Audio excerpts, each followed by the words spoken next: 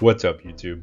Today we're going to be looking at the Open Ultra League, and the team we're taking a look at today is GUZZLORD, Tentacruel, and Skeledirge. Now, this is a team that was submitted to the channel by a subscriber, CD Slaskus, and he actually didn't have anything to say, but he submitted two sets that we're going to take a look at today. But before we hop into the battles, I want to say a special thank you to the expert trainer members on this channel: Benny Hemlock, Dr. Green Mustache, Soham Patil, CD Slaskus, and Eliana, as well as the legend trainer members on this channel: Big Burden, Andrew Pitten, Musachu, Noodleman, Speedster, Liminal, Lagomorph, Tom Spencer, Fast Idiot Boss, and Jamie Finn. So without further ado, let's hop into some battles. Alright, in the first match, we've got GUZZLORD into Typhlosion. This is a fantastic lead because we are a complete wall to energy from the Typhlosion. The opponent safe switches into Golisopod, we stay in, and we get the catch of the X-Scissor onto the Tentacruel where it is resisted. That is absolutely massive. We did have to take a few super effective Fury Cutters there in order to get that catch, and now we will get outpaced, but this is still an okay matchup for the Tentacruel, despite us being completely walled in this matchup. We are running Scald and Blizzard as opposed to Sludge Wave, but typically Blizzard is the recommended moveset for the Ultra League so that you have that coverage into Giratina specifically. Having that coverage for Dragons is really, really important. That said, the opponent will make it to another charge move. In comes a Venusaur, and Venusaur is going to get walled by the Skeledirge. We resist every single move that the opponent can learn. So here comes a Frenzy Plant. That's the hardest hitting move they have.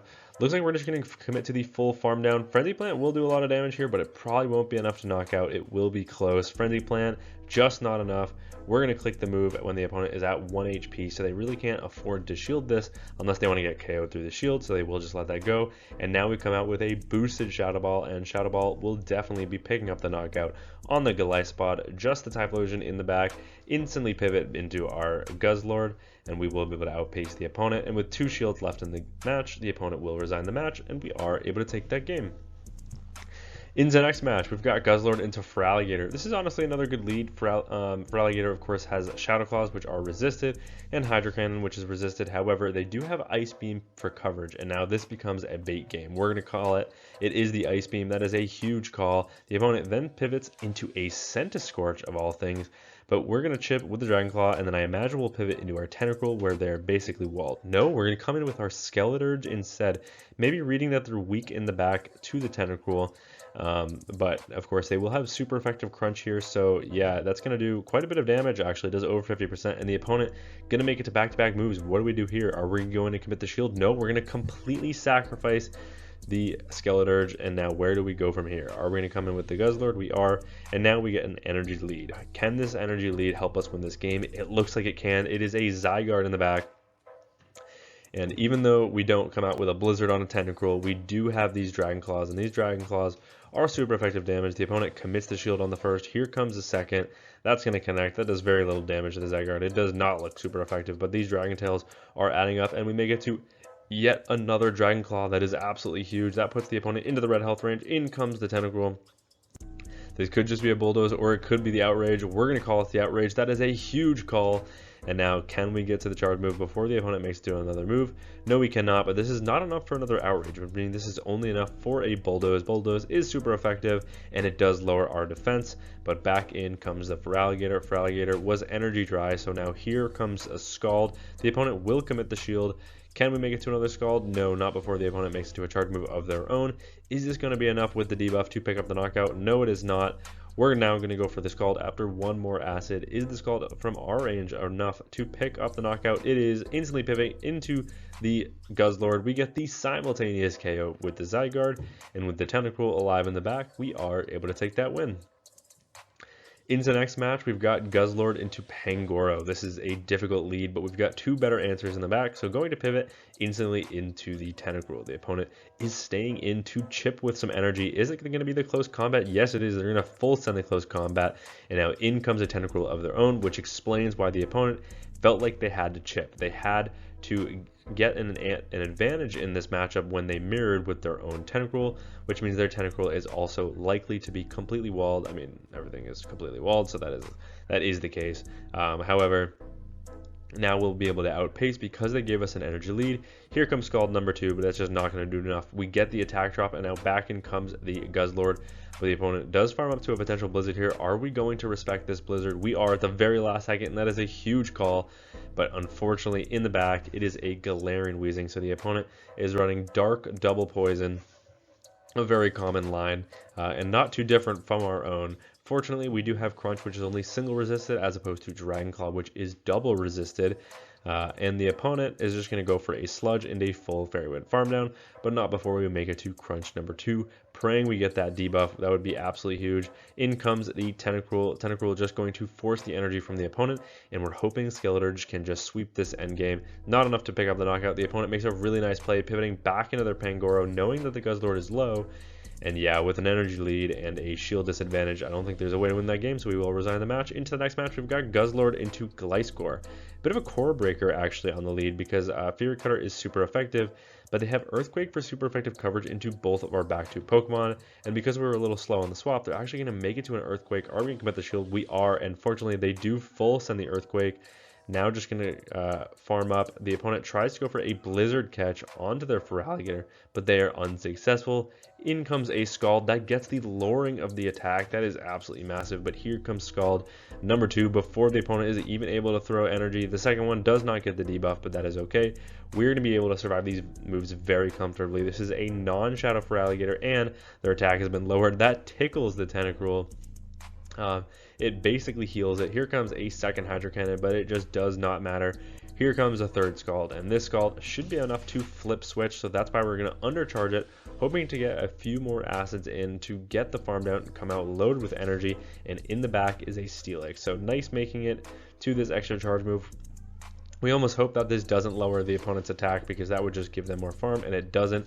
They are going to be able to get the full Thunderfang farm down, but that is okay, because now we can align. Where are we going to go from here? We're going to go Guzzlord or Skeleturge. Either would work, because if they're on Psychic Fang's Crunch, they are completely well, but they are the non-Shadow, which means they might be running Breaking Swipe, and they are.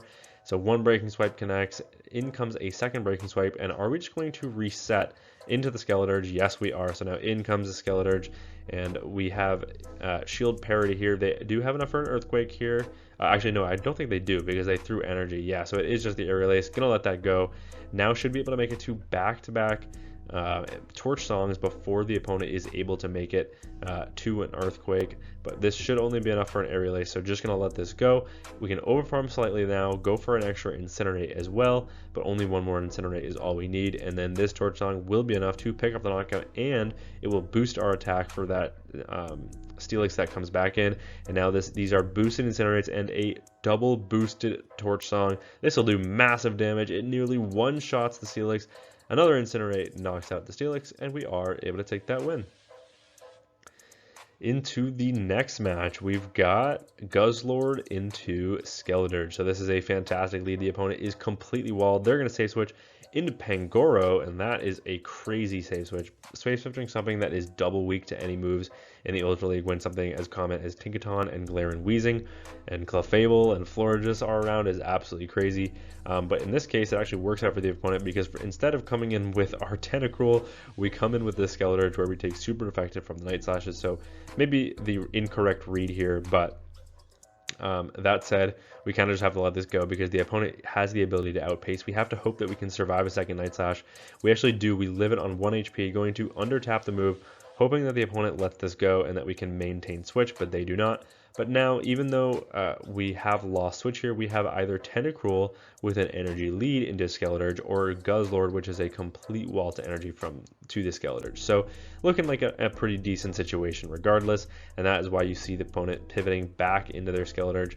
Here comes a Scald. Scald will connect. That is about 50%, and now in comes the Guzzlord to completely wall their energy. I probably would have overfarmed a little bit on the Tentacruel until they got to a charge move, and then pivoted into my Guzzlord, but either way, we should still be able to get the full farm down. That is absolutely huge. Coming out loaded with energy for the Pangoro that comes back in. Gonna under tap the move Dragon Claw from this range easily enough to pick up the knockout on the Pangoro, and there it is. There is their ABB line. That is the only way their team made sense.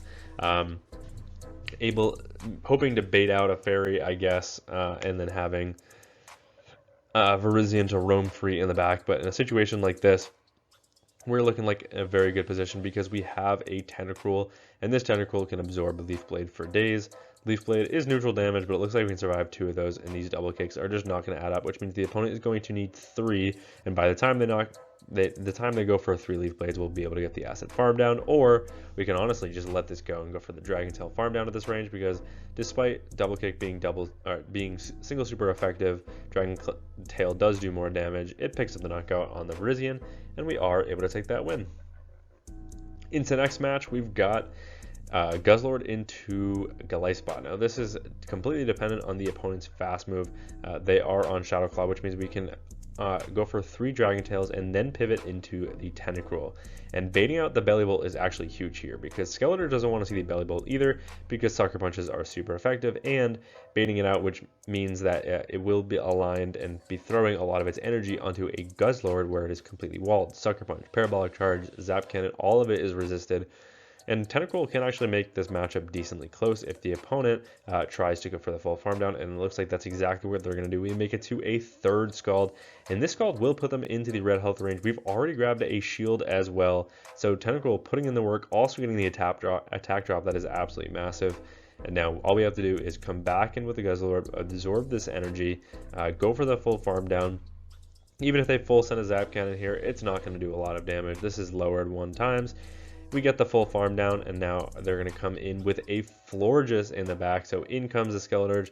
The opponent does have a little bit of energy here. Unfortunately, we have to live 1 because the opponent can make it to 2. They're actually on Liquidation instead of Aqua Jet, and they make it to a 2nd charge move. I believe this is only enough for an X-Scissor. Yeah, so unfortunately, shielding the X-Scissor and no shielding and a Liquidation, but who's running Liquidation these days over Aqua Jet? That said, we are able to make it to back-to-back Torch Songs. Just going to under-tap the move, because if we took another Shadow Claw worth of damage, we would just be in farm down range for the Florges, and we cannot let that happen. Back in comes the Florges. Florges will grab the final shield with a Trailblaze, but can we make it to another charge move? We can. Not able to make it to the Shadow Ball, but are able to get to a boosted Torch Song. This will do big damage. Not quite enough to pick up the knockout. It's going to be the race, but the Incinerate gets the farm down, and we are able to take that win. Into next match, we've got GUZZLORD into Steelix. Now, this is an okay lead, especially because it's the Shadow Steelix, which means they are likely on Psychic Fangs and Crunch, which means they're completely walled in this matchup. Let's find out. Are they on Breaking Swipe? No, they throw the Psychic Fangs. That is double resisted. And the opponent, for some reason, threw an alignment. All they had to do was throw 1 extra Thunderfang, and they would have been good timing, but for some reason, they threw an alignment. In comes a Ready Drago, and with an energy lead, we may as well stay in, get a couple super effective Dragon Tails off, and now connect with a super effective Dragon Claw. And now in comes a Tentacruel. Tentacruel, are we going to respect a Dragon Energy here, or will we just let this go? Tentacruel will respect it, and it is the full send of the Dragon Energy. That's a pretty big shield. We know we can survive 1, so probably just going to look for the full farm down here. We'll commit the no shield. I don't even believe they committed to it, actually. Yeah, this is only enough for a Breaking Swipe. Breaking Swipe does not get the attack lower. We get the full farm down. Now, what is going to come in? Is it going to be their lead, or are they going to show us their 3rd? It is going to be the Steelix once again, but Steelix will be hit with a super effective Scald. They probably can live this just barely, and these acids are triple resisted, so we're going to pivot into the GUZZLORD. A pretty nice play. We're not sure what is in the back just yet. We get the catch of the Psychic Fangs, and unfortunately, it's a Dragonite in the back, and unfortunately, I think we needed to snipe with the Skeletor to get an energy lead instead of the GUZZLORD, because we're looking like we are in dire straits at this point. We go for the Scald, it grabs a shield, but the opponent gets the full Dragon Breath farm down, and yeah, they just have so much energy here. They're already at back-to-back Dragon Claws. We have to let one of them go. That does okay chip, but it's these Dragon Breaths that are really going to add up, and they're going to make it to back-to-back moves before we can even make it to back-to-back moves of our own or get the full farm down. So here comes Dragon Claw number 1. Here comes Dragon Claw number 2, and this will be enough to pick up the knockout on the Skeletor, and unfortunately we do lose that game. Okay, into the next match, we've got GUZZLORD into, drumroll please, Annihilate. This is a terrible lead, going to have to pivot into the Tentacruel, and unfortunately this isn't a great matchup either, but in comes a Lapras, and this matchup just went from bad to worse because we are completely walled and their side waves are super effective. But we get a little bit of good luck go our way. We get the attack drop on the very first Scald. that actually can flip this matchup, believe it or not, because acids are neutral, and as long as they're not running Skull Bash for neutral coverage, this can actually flip, because these acids might actually start doing more damage than their super effective psi waves. These psi waves look like they're doing 1 damage per psi wave with the attack drop, which is really fortunate for us, because now the Sparkling Aura is just not enough to pick up the knockout. We're able to make it to another Scald, and yes, this is resisted, but it might put them in range where we can fully acid farm them. Now we get another attack drop. That is absolutely huge. Are we gonna play for switch? No, just gonna let this go. But we live the Sparkling Aria because of that attack drop. We get the acid farm down. We flip switch, and now in comes the Annihilate. Annihilate now will be met with the Skeletor. Just as a huge matchup to flip switch. Of course, they will have super effective Rage Fist for the Skeletors, but we can take one of these. And then, if they don't want to take too much damage, they're going to have to pivot out of this matchup and instantly reset their buff. And in the back, it is a Moltres, so we are looking good because we have the alignment that we need. There's no way they're going to full send the Brave Bird, and if they do, we can just let this go and come in with Skeletor and get farm. But they just go for the fly, so we let that go. Going to throw on good timing here, going for 3 Dragon Tails and the move.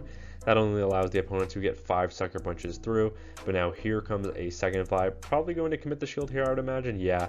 And now the question is, can we get the full farm down before they're able to make it to charge move number 3? It's going to be close, and we can. That is absolutely massive. Coming out loaded with energy. Probably should have gone for 1 in the move here, as we would survive the counters. But here comes a Dragon Claw. Now going to go for the harder hitting crunch. The opponent has to start using shield here, but just looking for the defense drop. No, the opponent is saving their shields for next season, I guess. Tales of Transformation cannot save you, Annihilate. They're going to go down to the Incinerates, and we are able to take that game. Into the next match, we've got GUZZLORD into Bellybolt. This is a fantastic lead. We are complete wall the energy. The opponent safe switches into the Regidrago, and now they're going to be hit with the Dragon Claw because we will outpace by a single turn because switching takes a turn. And now once we grab that shield, in comes the Tentacruel. Tentacruel will commit the shield right back, expecting the opponent to full send the Dragon Energy, and that's exactly what they're going to do. And now we're just going to go for the Scald, actually. Scald will not be enough to pick up the knockout. The opponent can just let this go, but we know that if we get the attack drop, this is not a matchup the opponent can flip. And even if we don't, I believe we can survive a Dragon Energy pretty comfortably. Tentacruel is extremely bulky in the Ultra League. Not going to commit to the full farm down, worried about the opponent making it to another charge move. So going for the Scald to pick up the knockout on the Regidrago, and we are able to maintain switch, but that does give a huge energy farm down to the Bellybolt. And yes, we have a wall to energy, but this matchup can actually get really tricky if they start boosting their defense multiple times with Parabolic Charge, but instead they're going to pivot into the Virizion, saving all that energy for the end game.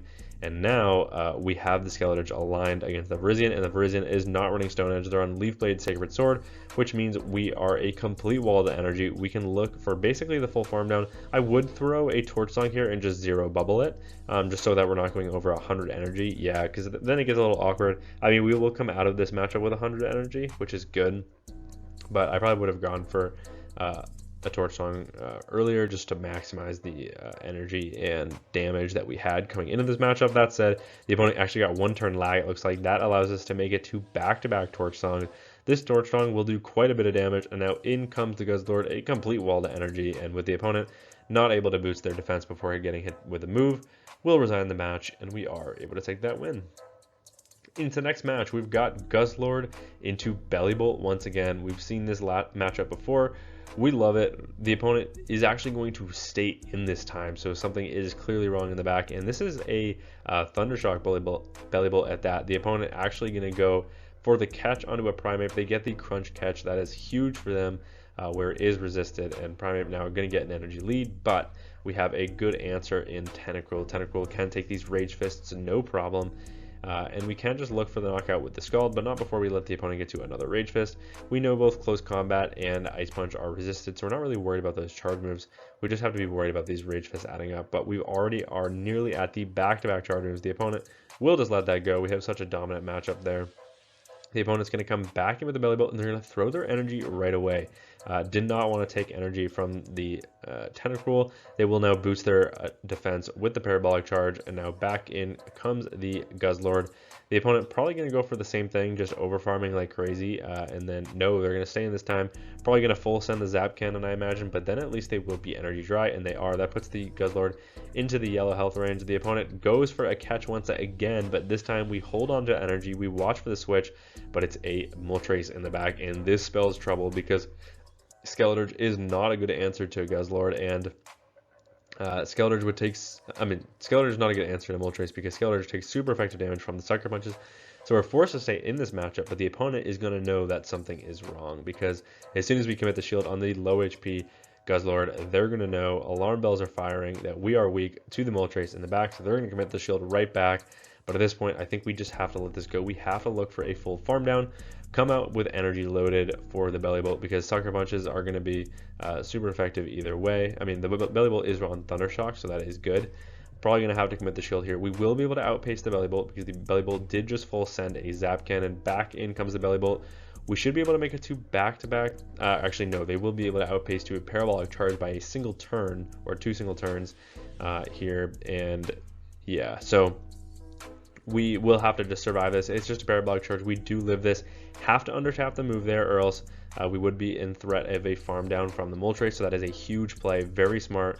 2 Sucker Punches, not enough to pick up the knockup, but the Incinerate is, and we are able to take a game 10 win. So yeah, those are 2 sets submitted from CD Slaskus. I really like this team, and this is a team very similar to one that I've been wanting to run in the Ultra League for a long time. I believe I just would have opted for Talonflame in the back so that I didn't have a double ground weakness, but that I did have a double electric weakness in the back, whereas Guzzlord covers the electric but it doesn't cover the ground, was kind of my thinking. But the team idea is the same. You've got a poison, which covers the fairy and fighting weakness and the bug weakness of Guzzlord, and you've got a fire ghost, which also covers fighting, fairy, and bug as well. So very strong ABC style team. If you're looking to make a final week's push in the Ultra League specifically, this is a solid team that you could use. I mean, theoretically, you could use this in the Great League as well. It's just probably not as meta as in the Ultra League, but it's still a solid team overall. But yeah, that's going to be it from me from this video. Thank you all so much for watching. Until next time, peace.